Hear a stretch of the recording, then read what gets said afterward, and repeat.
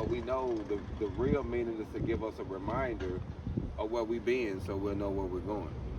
But I want to focus on this $20 bill. This $20 bill is real critical because a lot of times, a lot of the history is right in our face, family, and we never see it. So I want you to get a $20 bill, and I want you to turn to the back of it, fam. They're gonna zoom in on this, and I want you to turn to the back of this $20 bill. And when you look at the back of this $20 bill, fam, the first thing you're gonna see when you zoom in, you're gonna see something hanging, like a rope here, and you're gonna see something here, and it's gonna look like maybe a light or a chandelier or something, right? But I want you to zoom in real close to it. And if you zoom in real close, you can see that the top of it, fam, is a rope.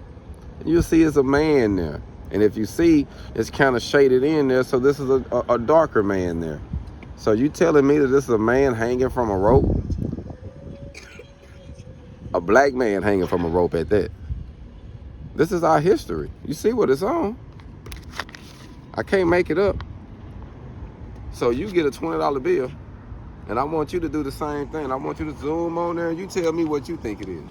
But this is something that I learned, and I just wanted to share that with you, just to let you know a lot of stuff is still there. A lot of stuff is being done right under our nose, so to speak, and we never smell it, so to speak.